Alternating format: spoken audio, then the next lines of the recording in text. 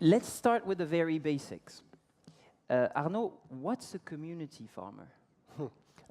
So we create farms on rooftops, and I'm the person that is going to take care of the garden, so of the growing of the vegetables, but I'm also taking care of the community around. We are trying to create communities in a neighborhood through gardening and through better way to get food and cooking. You say you take care of the garden. What is the garden like? Is it a bush somewhere? Are you on rooftops? I mean, what does Les Fermes de Paris look like? So with Peas&Love, the name of my project, The name of his project is Peas&Love. I'm the No one problem. who's making a mistake. So what we do is that we install community gardens on places that are not used, like rooftops, for instance, and we divide the gardens in lots. We install everything. We make it like professional with professional irrigation and stuff, and we rent all the lots to the people from the neighborhood. And these fields, who can rent them at Peas&Love? Anyone that wants to learn how to garden, how to eat better, how to like be in a nice environment, and so we are open to anyone. We try to make it very local by offering the places more to the people from the same neighborhood, but anyone can join. And Jean-Noël, your fields are a bit different. They're not on rooftops. They're actually underground. You co-founded it with somebody who studied tropical farming. You yourself are trained in, actually, if I'm correct, heating systems and biodynamics. Now you operate at a place called La Caverne. What's La Caverne? La Caverne is an old car park. So we are trying to farm underground, but it works quite well because we produce like 1 ton of vegetables per day.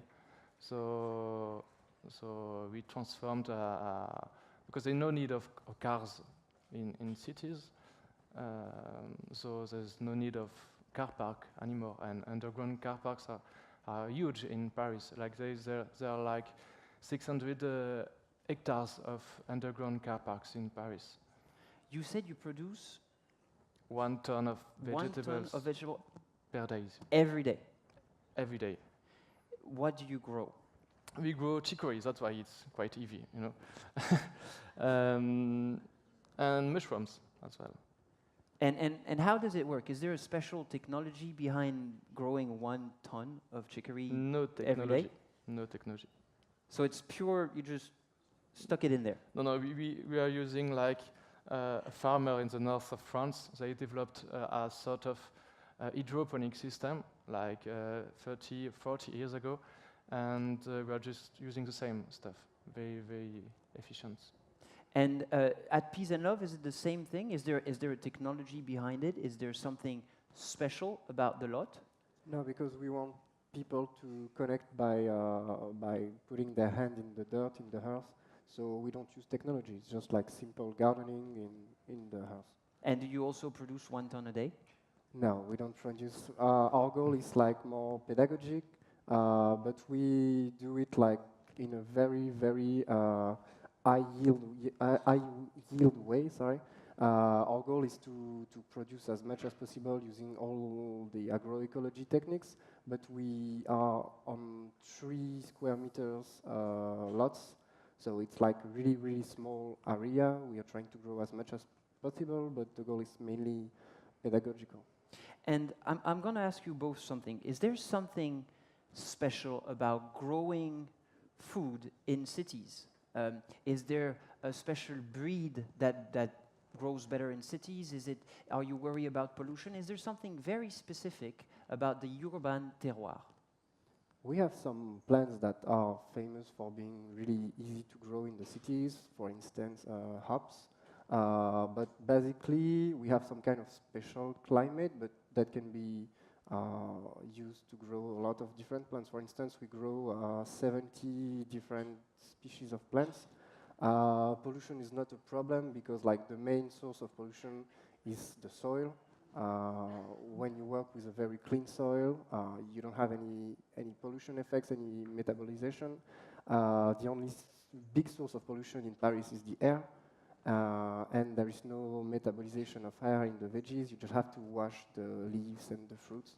But then you have like really fresh and super healthy veggies. And what's the output of one lot of With Peas like and Love? when you rent one lot, you can produce up to 35 kilos of fruits and vegetables, mostly like leaves. So it's not a really good way to quantify it because we have like I said a big diversity, but it's like a very good yield. And it's like really rewarding for the people because they see everything is dense and producing a lot, so they really like it. You produce a ton a day, and Yes. you just told us that there's a real yield in the field. Does that mean that through urban farming, cities could become self-sustainable? Does that mean that there's a solution for cities to be completely autonomous in what they eat and grow? I think it could be, yeah. Like it's like 30 years ago, people were like, petrol, gas. We will need it forever, And nowadays you think, yeah, renewable energy it could be enough. So I think it's just a matter of political willing and a bit of technology, and it could be like in 50 years, yeah, why not? So you think that if we put Cycloponics solution in the 60,000 square meters that are unused of car parks in Paris, we could produce enough chicories? We could produce a lot, yes. Because 1 ton per day on like 2,000 square meter, so on 6 million, yeah. But that's chicories and mushrooms. Mhm.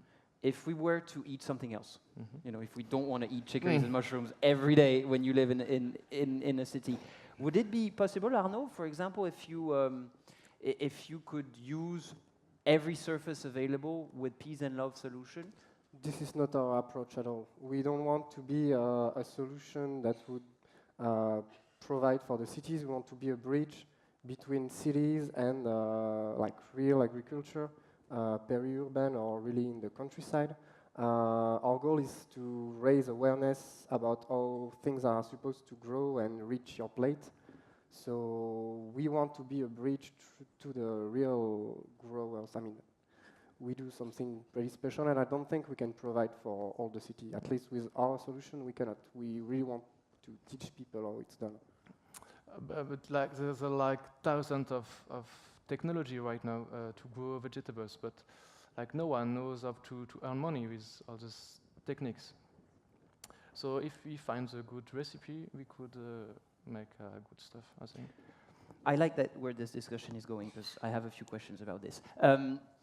Let's have a look. We now know about your solutions. Do you know of other means, other ways, other companies that do urban farming as well? Yeah. Which one, for example? We have a lot of partners in urban agriculture.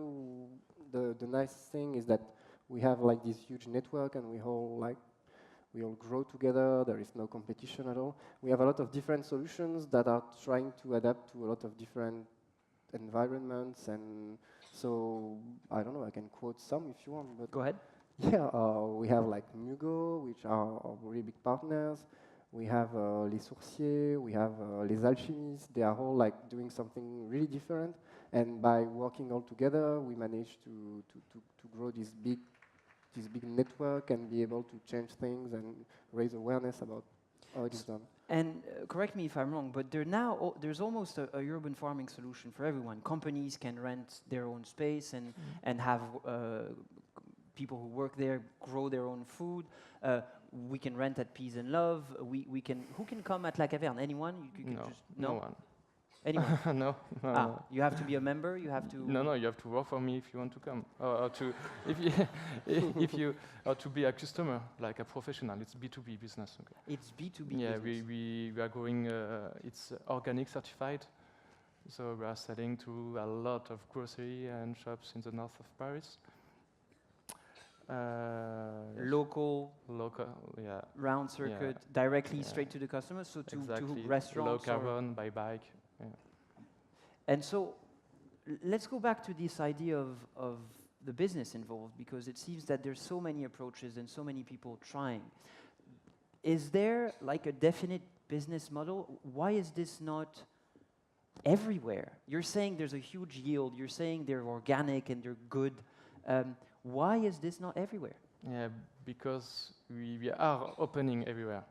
Like we are gonna open in Lille, Bordeaux next month, Grenoble, Villeurbanne, Lyon, Montpellier, Nantes next year. And the business model is straight selling the produce to local consumers, or it's really much easier to find people to work with in city center, and really easier to deliver your produce, to have fresher produces. You don't have to care about climate when you go underground, so you can produce all year long. So everything is easier. and it's profitable, it's stable, it's easy to duplicate. Exactly. How about Peas&Love? Is it because the business model is different, right? You earn money through people renting actually a small part of your garden. Yeah, we use places that are completely unused in the cities, and then we install our farm, our gardens, and then we rent it to people from the neighborhood. So this is only through renting that we manage to keep afloat. And how much is it To rent to rent it? It's 38 euros per month with all the workshops, because yeah, we really focus on gardening, but also on cooking and creating this community. So we have a lot of workshops and a lot of stuff going on. So yeah, this is the renting price. And do you share the same approach? So you're B2B, but does it create sort of a link, a community, as Arno is saying, or is it using people who already are, in favor of organic and very local food, or is it also an effort to tell people about growing food within cities? Is doing a good job for us, yes, because it's pedagogy. So people are thinking much more right now that they have to eat a better food, low carbon and plastic free. And this is what we're trying to do. So he's telling people, he's showing people what So he's working for you. look like. Yeah, a bit. Okay. You mentioned when you said you were a community farmer that one of your main roles is to take care of the community. What does that entail? How does it work? How do you manifest the community of Peas&Love? Well, we are, all our customers, they are all families or people with a certain age that don't know much about gardening, but really want to learn how it works. So my goal is to make the experience really cool for them, and like full of surprises and full of new things that they learn in a really good mood, because they don't want, if they are doing something on the garden and it doesn't work, then they will be discouraged, and it will be like this spiral where they don't want to come anymore. And also I'm trying to create social link in the garden directly by doing all these workshops. We have people that come from the same tower, and they meet each other on the roof, and then they create the link, and they meet again outside of the garden. It's like a really cool way to create social bonds between people. And do you work with local schools? Are you involved in educational programs? Yeah, we have. We are doing like reinsertion for people that want to learn gardening, but also we host schools. When they contact me, we make like these visits. Like next month, we are going to do a really big pedagogical event. So yeah. I don't want to sound like the gloom guy in the room. First of all, please reassure me, can women come and garden as well? Because I'm not seeing many of them on stage right now, and I just want to make sure that it's an inclusive community. Actually, like for Peas&Love, we are 3 in France, and the 2 other are women. And in Belgium, also the girl that has my job, she's a woman too. And like 85% of my customers are women. Cool. Now back to the real question. Although that was a real question as well. Is it a real trend? Is this something that is here to stay? Is it a real solution about change? Or is it something that cool hipsters in urban centers will do because it's kind of fun for 3 months, but you don't want to go garden when it's winter?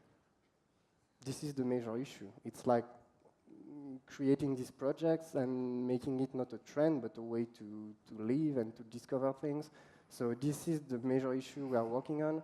I know that on my roof, for instance, I have a small percentage of people that, are here for the trend and blah, blah. But the goal is like to create a real way to learn new things and like a real link, as I said, to the real agriculture. So we are working on that, and we are trying to make it not a trend at all. You're opening in how many cities? 6 or 7. 6 or 7. So for you, it's becoming a huge business. It's not. Yes, It's not a right trend. now It's something. we'll have like 25,000 square meters next year. And do you both feel like the? Obviously, now there's a demand of the people. Otherwise, people wouldn't come to your garden or buy the products. Do you feel like public entities, mairie or any public power, do they get it? Are they supportive? Yes, a lot.